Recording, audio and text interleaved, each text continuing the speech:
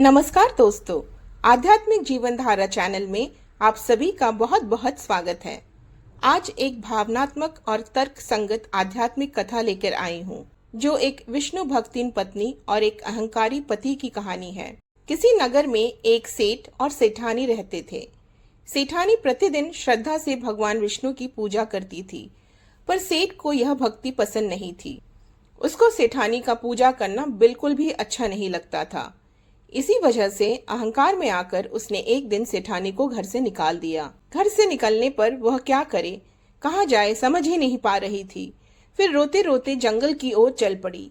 थोड़ी दूर चलने के बाद सेठानी ने देखा कि 4 आदमी मिट्टी खोदने का काम कर रहे थे। उनके पास जाकर उसने कहा कि मुझे नौकरी पर रख लो।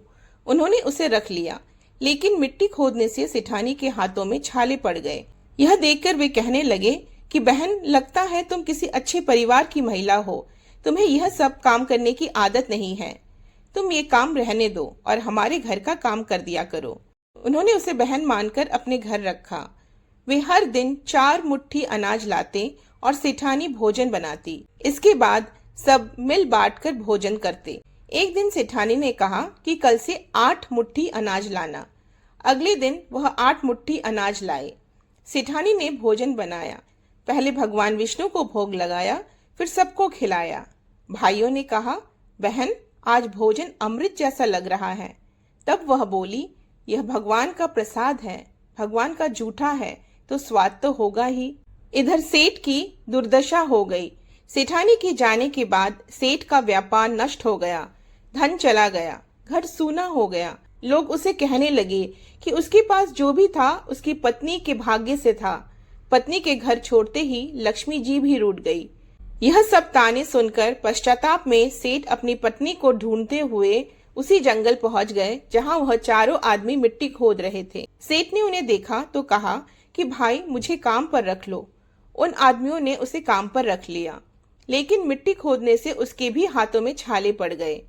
उसकी यह हालत देख चारों बोले कि तुम्हें काम की आदत नहीं है, तुम हमारे साथ चलो और हमारे घर में कोई और काम कर लो। सेठ उन 4 आदमियों के साथ उनके घर चला गया और जाते ही उसने सेठानी को पहचान लिया, लेकिन सेठानी घूंघट में थी तो सेठ को देख नहीं पाई।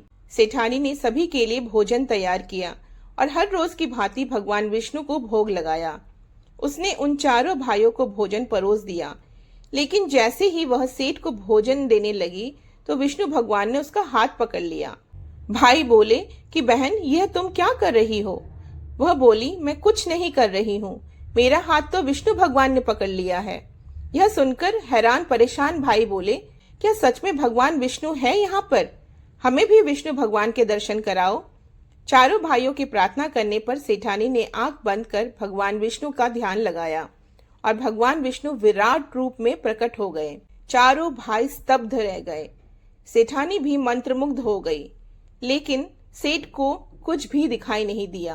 वह घबराकर चिल्लाया, मुझे कुछ नहीं दिख रहा है, भगवान मुझे भी दर्शन दो। पर दर्शन नहीं हुए। तभी सेठ समझ गया, मैं अपात्र हूँ जिसने अपनी पत्नी को घर से निकाला। वह भगवान के दर्शन का अधिकारी नहीं। वह भूमि पर गिर पड़ा, सिर पटकने लगा, मुझे मौत दो प्रभु, मुझे जीने का अधिकार नहीं है।